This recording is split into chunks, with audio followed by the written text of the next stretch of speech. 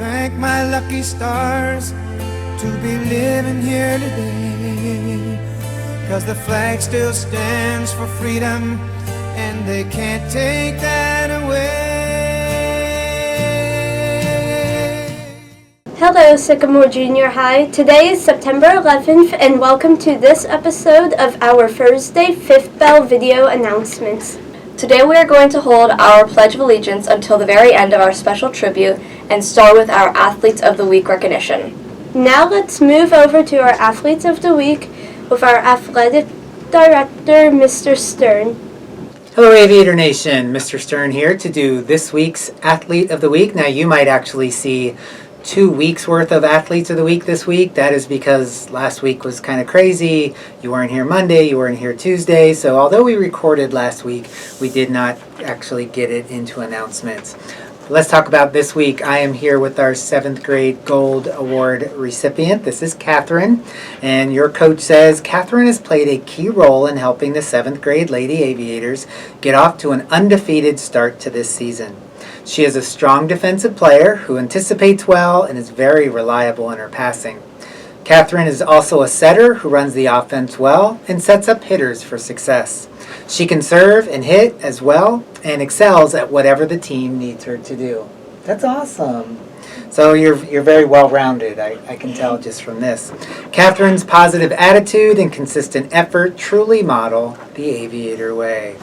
Catherine, that is your write-up. And this is your certificate as well. And please enjoy Chick-fil-A on us. Congratulations. Good work. So Julia is our recipient from the 8th grade volleyball. And the 8th grade team is also undefeated in the league. Is that correct? You guys have not lost one match. So you lost to Nagel. But Nagel's outside of the league. Yeah, they don't count. It doesn't count. So don't tell Nagel that. They think it counts. But when you think about our 2 7th and 8th grade teams, they are, if I had to guess their records combined, it's like 14-1 if I'm not mistaken. So it's pretty good. So this says Julia has earned recognition as our 8th grade Gold Athlete of the Week for her incredible work ethic. She has a team-first mindset and a positive spirit. Julia is constantly seeking feedback on her performance and immediately putting into action. She always strives to improve, not just for herself, but for the good of the team. Her team focus shines both on and off the court. She can always be counted on to cheer for and encourage her teammates. That's awesome. That is like one of the prime things here, whether the game is going our way or not. Julia is a team player, ready and willing to step up into any role at any time to do what's best for the group. Beyond her effort and versatility, Julia's sense of humor and personality brings smiles to the court, while her leadership extends off the floor as well. She even makes sure our stands are left clean after games. Are you hired? Can I hire you for our outdoor stands after games? Yeah. All right, you are hired. Julia truly embodies the spirit of an aviator and is a key part of our team's success. And that is from Coach Sidris, and that is for you and your certificate as well. Thank you. And do you like Chick-fil-A? Sure, yeah. I don't know anybody who doesn't. Thank you. Those are our Athletes of the Week. Wow, congratulations to our Athletes of the Week. And way to go representing our school. Thanks. That's all we have for this section. Okay, over to our special 9/11 Patriots Day tribute.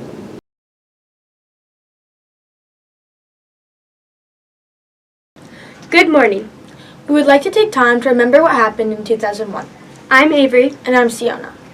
Even though many of us weren't born yet, this day is still really important. On 9/11, thousands lost their lives in a series of attacks on our country.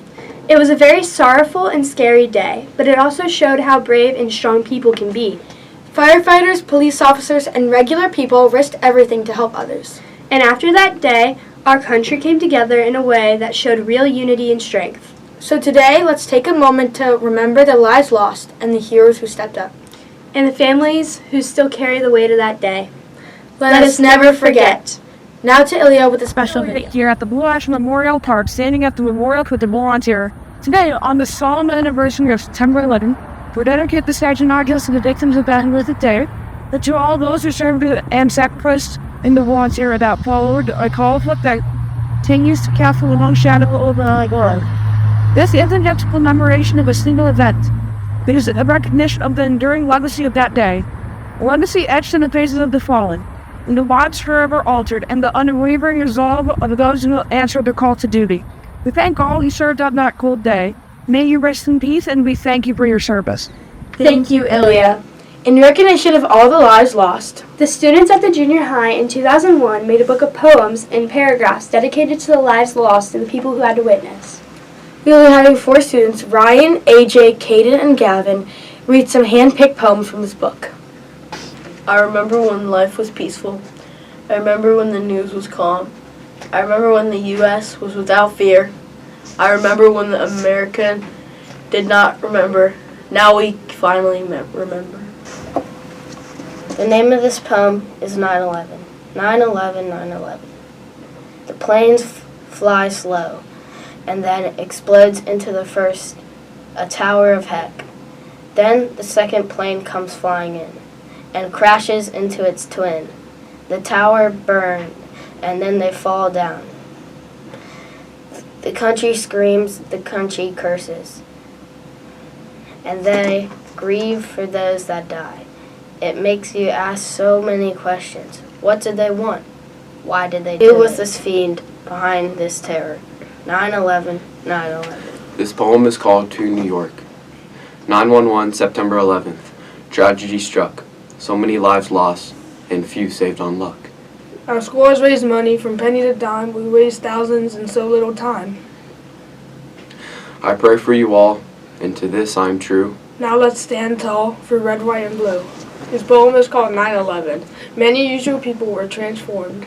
Into heroes by terrible violence. Him, her, whoever all came together. Emergency. Emergency. Rekindling the fire of American patriotism. Overwhelming anger against the terrorist. No one will ever or can forget the events of 9/11. Thank you. We hope that everyone remembered to wear red, white, and blue in recognition of this very important day in history. If you would like to learn more about the terrorist attack that happened on the state 24 years ago, go to the link below. We also have a video from a student that was in the junior high a couple years ago who never got to air their creation. Down the staircase, counting each staircase as we go down. We count from the 64, the 63, 62, and we were just going up, and I and Rosa was just holding hands so tight. We continued going down until I made it to the 13th staircase, and that's when the rumbling and the walls and the darkness and the dust, everything that's come crumbling down.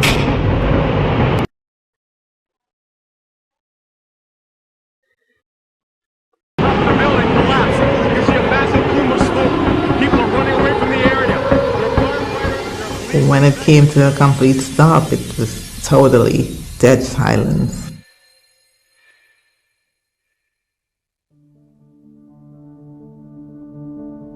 This has to be a dream. I must be dreaming. Just wake me up from this crazy dream. The World Trade Center just didn't collapse with me. Okay, I'm alive, and I shut my eyes. I get up. I tried to get up, and I realized that my head was wedged between the concrete pillar, but I couldn't move. I was just stuck in that position. Don't have oxygen. Workers now beginning to dream. They're trying basically now to reestablish some kind of a safe perimeter. And many of the emergency workers basically just happy to be alive. Every time I tried to get up or shut my eyes to fall asleep, I would realize that I'm still awake and I am conscious and it is happening. And I can feel the pain. I can feel my head feeling like it was going to explode. One point it just became so hot. It was like hot, like a furnace. And then it started to get so cold and I started to shiver my teeth. It felt like if I've been to hell and back. I just wanted to die. I was like, I don't want to feel all this pain. Just let me go to sleep and not wake up.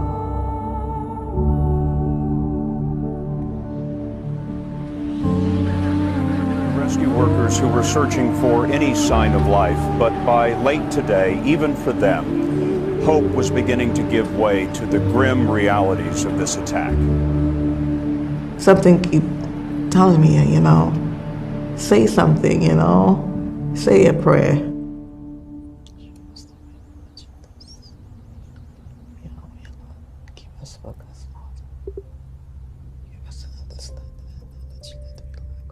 I kept asking and praying and asking for that promise to give me that second chance to see my daughter and to change my life. I think within that time when I kind of felt like I can't do it no more, that's when someone grabbed me by my hand. They said, Janelle, I got you. My name is Paul. He kept holding my hand, talking to me, telling me, you're gonna be fine, it's okay, I have you.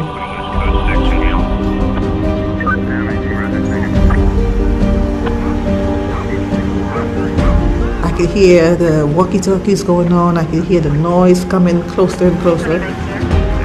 They started to come down to the area and I could hear that like they were cutting to get to me. And then someone yelled out and said, oh, I see her.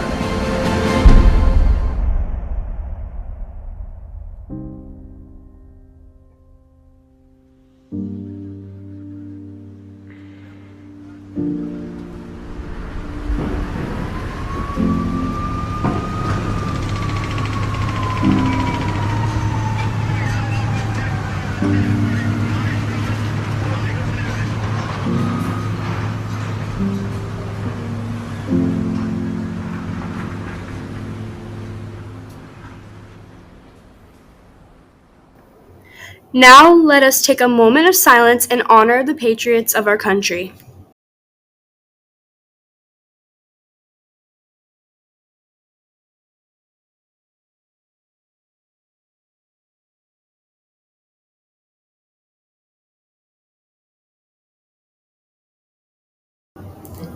Now please stand for the Pledge of Allegiance. I pledge of allegiance to the flag of the United States of America and to the republic for which it stands, one nation, under God, indivisible, with liberty and justice for all.